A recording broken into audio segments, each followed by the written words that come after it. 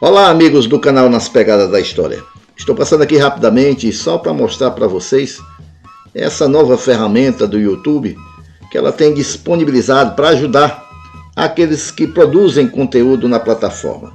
Essa nova ferramenta está aqui nesse botãozinho aqui, ó, valeu. Você clica nele, aqui você vai poder contribuir com o canal Nas Pegadas da História. Vai poder ajudar aí com R$2, R$5, R$10 ou R$50. É muito simples, muito fácil e nós precisamos muito da sua contribuição para continuar produzindo conteúdos aqui na plataforma, tá bom? Ajude aí o canal Nas Pegadas da História. Um forte abraço e continue aí prestigiando o nosso canal. Tchau, gente!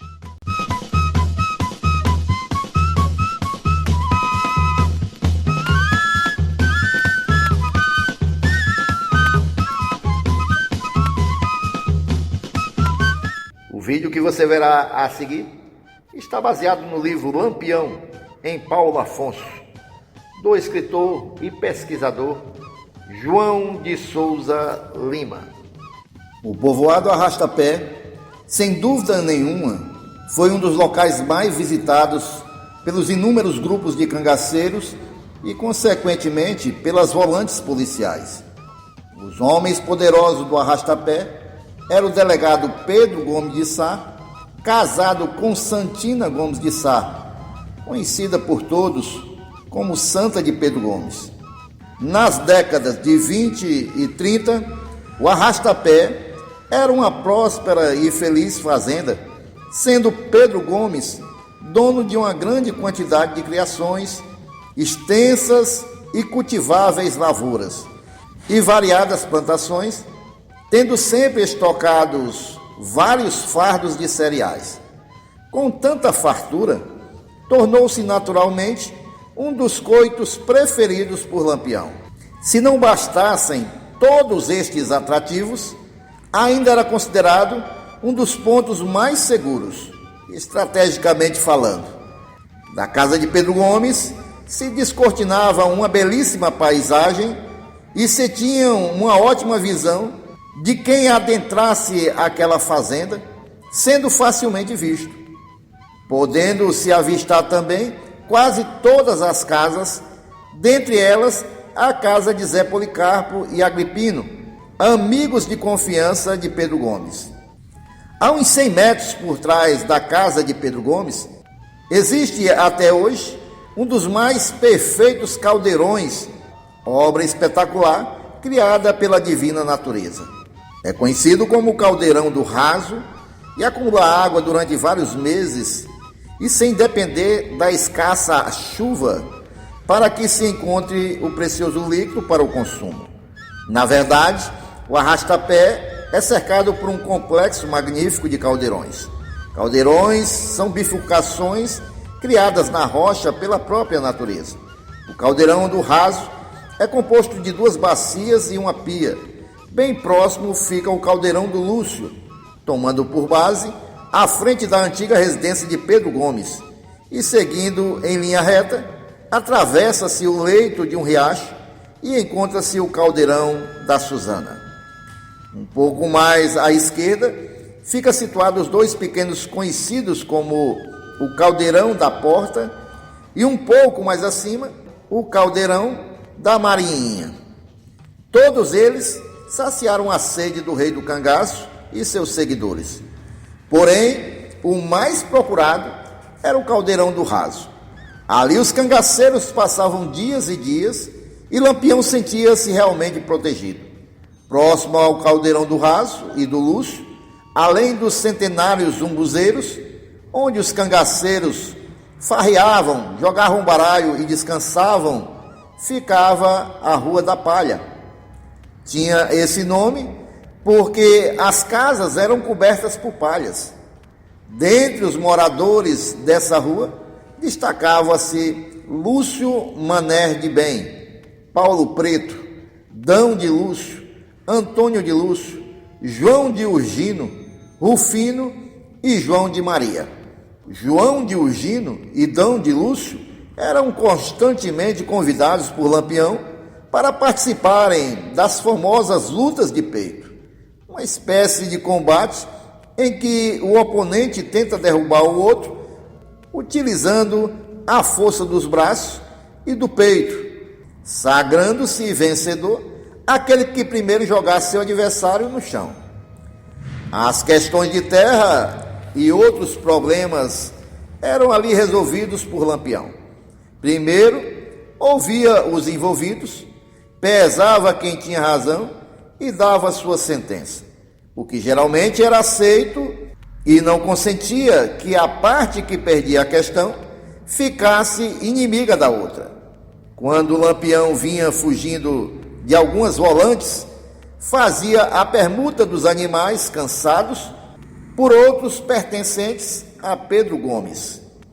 Um dos filhos de Pedro Gomes tinha um nome igual ao do pai. Era Pedro Gomes Filho. Sempre que os cangaceiros chegavam ao arrastapé, Pedro Gomes Filho os acompanhava, participando das famosas rodas de jogo de baralho, armada durante os coitos. Pedro Gomes Filho passou a ser o contato entre Lampião e o coronel José Maria de Serra Negra, na Bahia, no transporte de munições. De tanto ter sua residência visitada por cangaceiros, uma das filhas de Pedro Gomes se enamorou de um dos mais famosos homens do cangaço. Era ele, Virgínio Fortunato da Silva, apelidado de Moderno e ex-cunhado de Lampião. Ela era uma belíssima moça de apenas 15 anos. Nascera no dia 25 de novembro de 1915 e quando acompanhou Virgínio, corria o ano de 1930. Durvalina Gomes de Sá era o seu nome e no cangaço seria apelidada de Durvinha. O que havia começado como um simples namorico se transformaria em uma grande e ardente paixão. As visitas à casa de Pedro Gomes ficaram mais constantes e arriscadas, pois a polícia também passava constantemente por lá. Os dois amantes já não podiam ficar separados e a solução foi Durvalina seguir seu grande amor. Foi o que aconteceu. A escolha de Durvalina entrar para o cangaço resultaria para sua família em uma grande tragédia. Aquele pedaço de chão escondido nas profundezas das matas paulafoncinas se tornaria um eterno alvo de perseguição e castigo, despertando uma terrível fúria por parte das volantes policiais. Pedro Gomes tinha entre os vários vizinhos o Antônio Lobato, pai de alguns filhos dos quais se destacavam o Aurélio e Jovi, moradores da fazenda Mucunã, que ficava a 4 quilômetros da fazenda Arrastapé. Pedro Gomes começou a sentir falta de alguns animais da sua criação. Alguns filhotes de cabras e bodes estavam sumindo misteriosamente.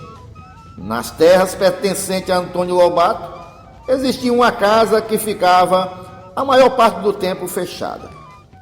Pedro Gomes, em suas andanças, na busca dos animais desaparecidos, passou próximo a essa casa e ouviu berros desesperados de animais presos. Ele foi até a casa e, com a coronha do rifle que portava, derrubou a porta e se surpreendeu ao ver sair de dentro 14 filhotes de bodes e cabras que lhe pertenciam, correndo famintos em direção ao seu curral. Pedro Gomes se revoltou e, na primeira oportunidade que teve, prendeu Jovi e Aurélio, levando-os presos para Santo Antônio da Glória. Jovi e Aurélio fugiram da cadeia e foram para Salvador, na Bahia. Lá, delataram o delegado Pedro Gomes como sendo o grande coiteiro e defensor de Lampião e seu bando naquela região. A polícia dirigiu-se para o Arrastapé com uma numerosa volante e com a finalidade de prender Pedro Gomes, Agripino e Zé Policarpo. O Aurélio já vinha incorporado como soldado contratado na Volante. Quando chegam até o povoado Riacho, lá aconteceu o tiroteio da Lagoa do Mel, resultando na morte de Ezequiel, o último irmão de Lampião que aderiu ao cangaço. Posteriormente, aconteceu a morte do vaqueiro Zé Pretinho. A Volante chegaria tarde ao arrasta-pé, pois Pedro Gomes não resistiu quando soube, através da sua esposa Santina, que sua filha Durvalina tinha acompanhado os cangaceiros. O velho entrou em profundo silêncio. A depressão se estabeleceu no velho sertanejo e, já não se alimentando mais, perdeu a consciência, entrando em estado de loucura. Epifânio, de apelido Chane, proprietário da fazenda Matinha, sendo um grande amigo de Pedro Gomes, ao saber do problema que ele vinha enfrentando, combinou com a família e levou Pedro Gomes até a sua propriedade para passar alguns dias com ele, na intenção de contribuir com a sua recuperação.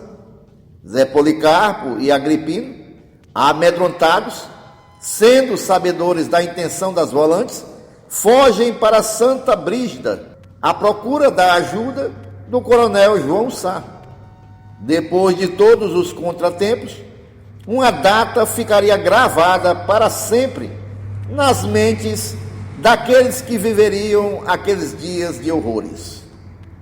Era abril de 1931. As Volantes chegaram comandadas por dois dos mais cruéis homens que já pisaram as terras do sertão nordestino. Eram eles Francisco Moutinho Dourado, o Tenente Douradinho, e Assênio Alves de Souza, o Tenente Assênio. Ao amanhecer, Santa de Pedro Gomes ouviu um forte tiroteio e foi assustada até a frente da casa com a intenção de descobrir o motivo de todo aquele barulho. No momento, só se encontravam em casa Santa e os filhos menores. Ela saiu acompanhada das suas crianças, Santinha Manuel Gomes, de apenas 7 anos, Hilda Gomes, de 9 anos, e nos seus braços encontrava-se Patrício Gomes, de apenas 6 meses de nascido, e que, apesar de tenra idade, não seria poupado da brutalidade da Volante. Na sua inocência, seria maltratado pelos homens da lei. Douradinho vasculhou a casa e ficou enfurecido por não encontrar Pedro Gomes.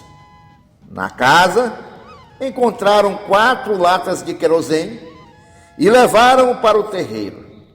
Ali, Tenente Douradinho teria o seu instinto sanguinário saciado.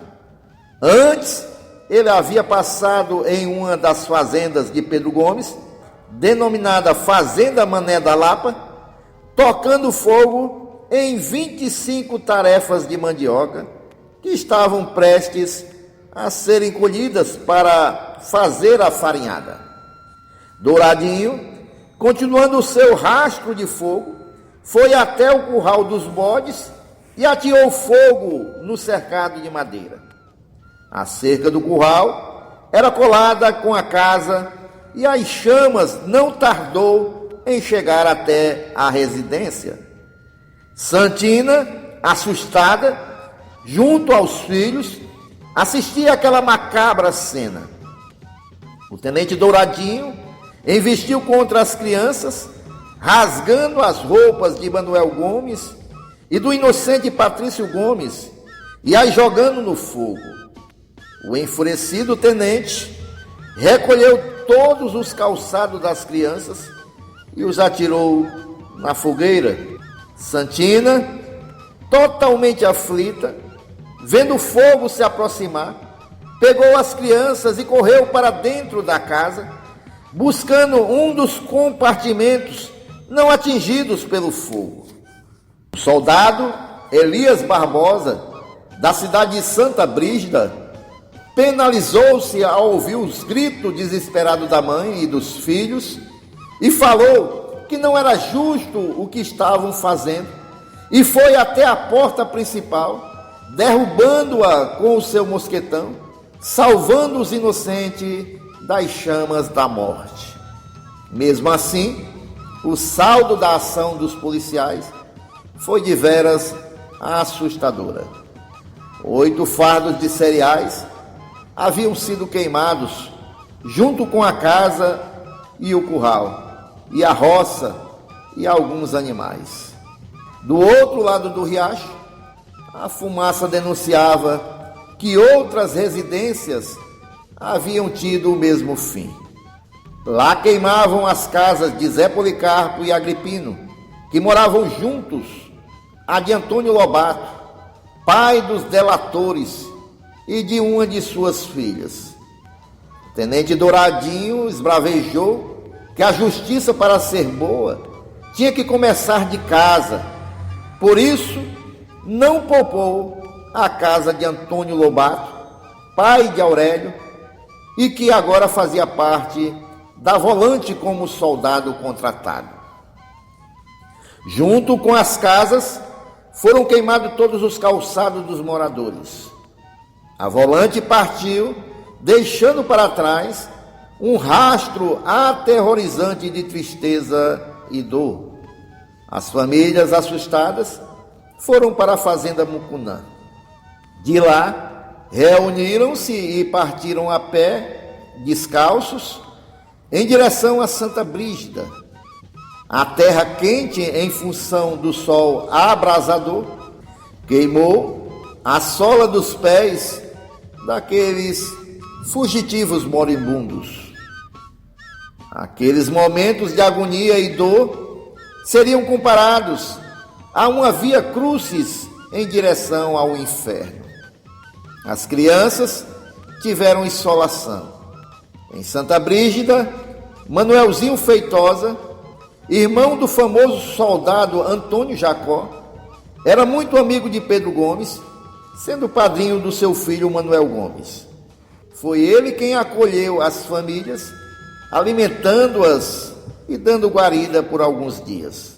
Descansados e alimentados, mesmo estando ainda assustados, rumaram novamente a pé para Jeremoabo, na Bahia. Pedro Gomes deu sinal de recuperação e ficou sabendo do ocorrido com sua família, e foi da fazenda Matinha para Jeremoabo com a finalidade de encontrar seus entes queridos e esclarecer com a polícia os fatos acontecidos.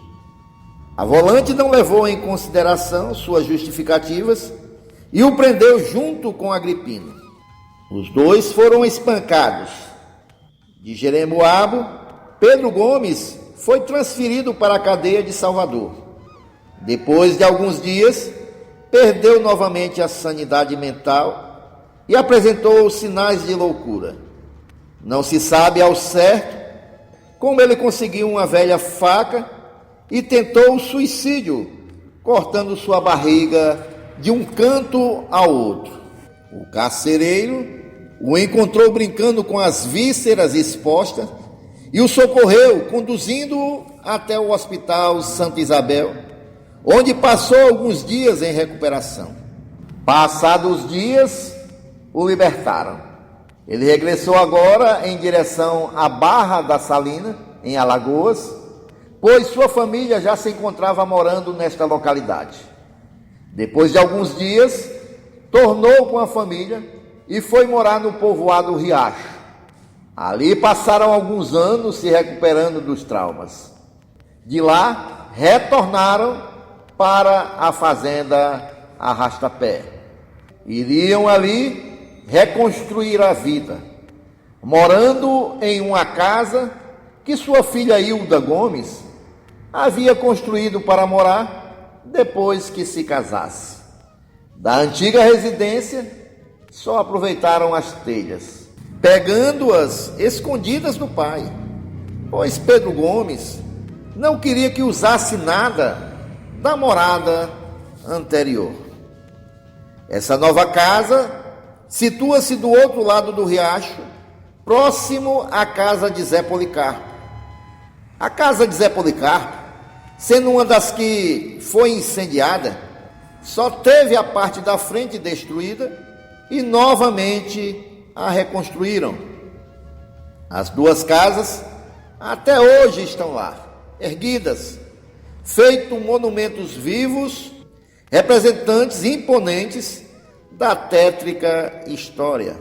Da residência que ocorreu tamanha barbárie com o clã de Pedro Gomes, restou apenas um tamarineiro que hoje em dia parece choroso e entristecido pelo tempo, projetando sombras esparsas nos escombros do que antes foram paredes de um lar. Durvalina participou junto com Virgínio, Corisco, Dadá, Gato e mais alguns cangaceiros do ataque à cidade de Piranhas, com a finalidade de liberar a cangaceira Inacinha. Não obtendo sucesso, fugiram para o estado da Paraíba, sendo perseguidos por algumas volantes.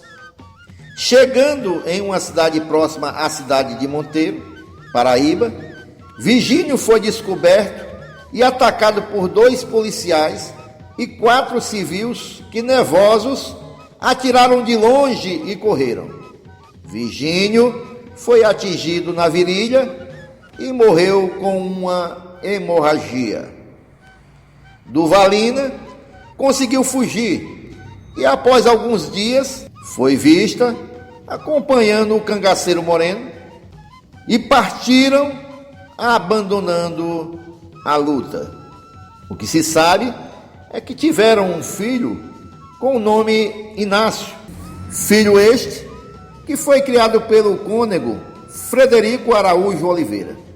O cônego faleceu em 14 de janeiro de 1944 e Inácio terminou de ser criado pela governanta, tendo como responsável a senhora Carvalho, conhecida por Senhorinha Isaura Pires Diamantina. Ainda na adolescência veio para o Arrastapé, onde herdou alguns animais que Durvalina havia deixado e que não foram consumidos pelo fogo.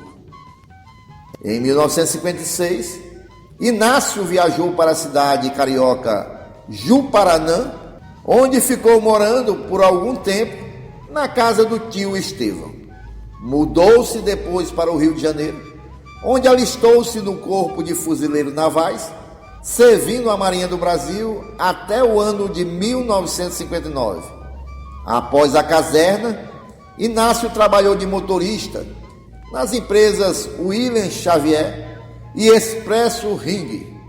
Em 1963, prestou concurso para a Polícia Militar do Estado do Rio de Janeiro, onde permaneceu até se reformar no posto de segundo-tenente. Ainda reside no Rio de Janeiro. Manuel Patrício Gomes também reside no Rio, sendo Patrício um conceituado advogado. Hilda Gomes mora em Paulo Afonso e, apesar de já ter ultrapassado a faixa dos 80 anos, continua com a memória privilegiada. Pedro Gomes de Sá morreu na fazenda Arrastapé, acometido da febre tifoide, no dia 18 de março de 1938. Coincidentemente, no mesmo ano em que dizimaram Lampião e alguns componentes do seu grupo. Sua esposa, Santina, morreu no ano de 1943. Com isso, o Sertão registrou em suas páginas mais uma história marcada a sangue, dor, angústia e resistência, enfatizando-se as palavras do célebre Euclides da Cunha, em seu livro Os Sertões: o sertanejo é, antes de tudo, um forte.